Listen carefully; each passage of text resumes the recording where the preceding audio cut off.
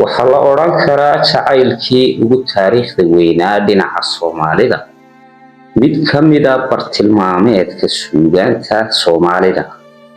Dad badan waxa uu xasuusiyaa dhinaca geerida, waxa uu astaan u yahay badda cas ee dhereeran iyo bannaankii magaciisu ahaa Batalaale iyo magaaladii Berbera oo uu taariikh ku leeyahay.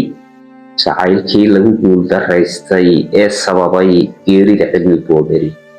bal haddaba barnaamijkan waxaynu ku soo qaadan doonaa Cilmi Ismaaciil Liibaan oo ku magac dheeraa Cilmi Boodheri iyo Hodan oo taariikhda jacaylka lambarka koowaad ka galay dhinaca Soomaalida.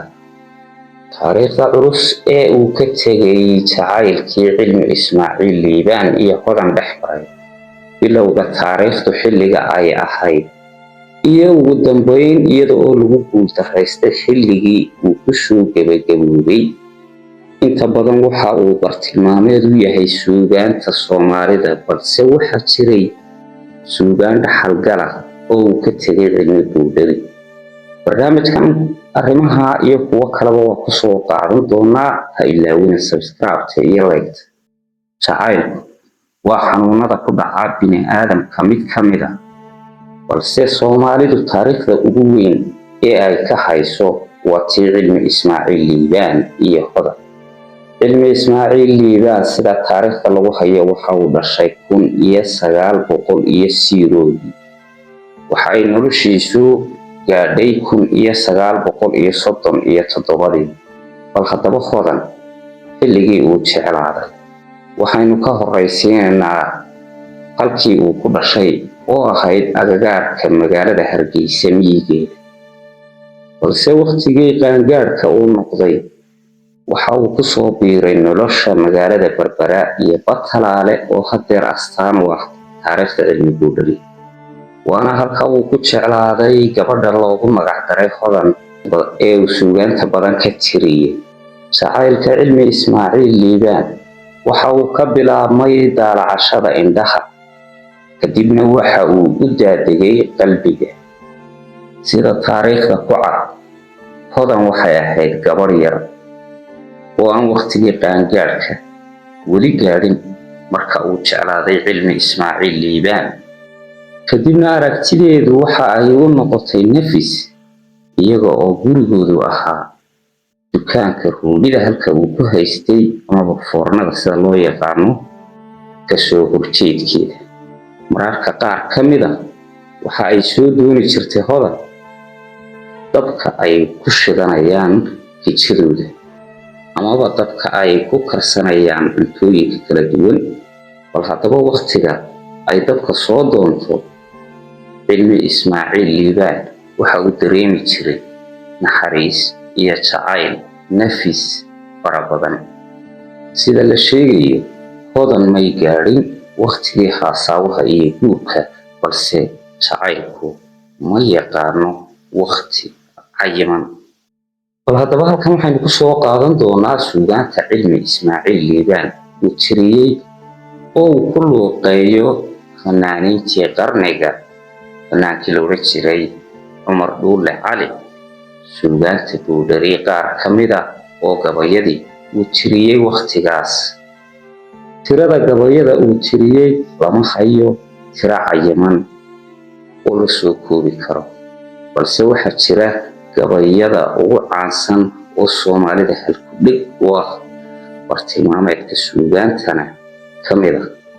gabayada uu tiriyey mid kasta waxa uu ku beegay waqtigii uu ku habboon yahay amaba dhacdada waqtiga isaga gudubkiisa taalla.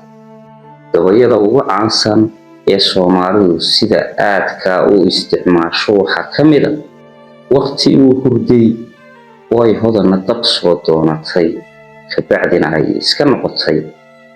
waxaa loo sheegay in ay Hodan qaadatay xilligii ay dabka soo doonan jirtay, balse halka isciilkaambi kadib waxa uu tiriyey suugaantiisa qaaliga ah mid ka mid ah oo ahayd xadka galay hurdadu waa xuntee hohe maxay seexshay, bal inaan habaar qabo maxaa hodanay weydaarshay waa bartilmaameedka iyo halkudhega ugu faraha badan ee ay adeegsato dhallinyarada Soomaalida.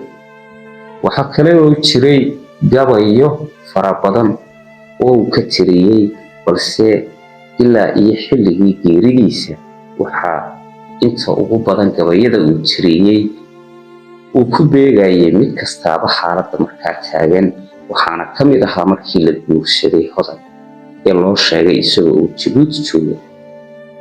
waxaanay u dhignayd sida: galabtaba hadday kaa tagtay oo gacanta kaa taagtay haddaad dhimatay geeridu, marbay nolosha dhaantayee naf yahay guuldarradu haysataa hay gunuunin.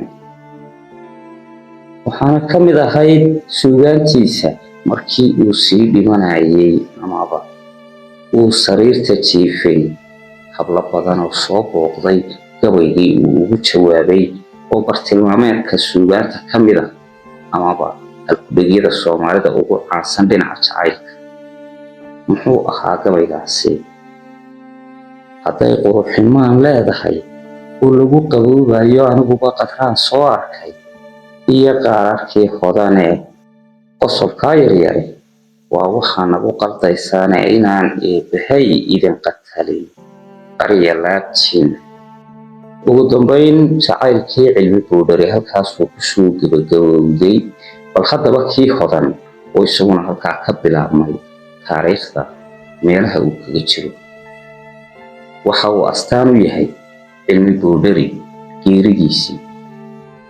magaalada Berbera iyo bannaanka u dhow ee Battalaale la yidhaaho, balse waxaa haddeer astaanta ugu weyn lagu arkaa magaalada Berbera oo ahayd moofadii ama foornadii uu haysan jiray Cilmi Ismaaciil Liibaan.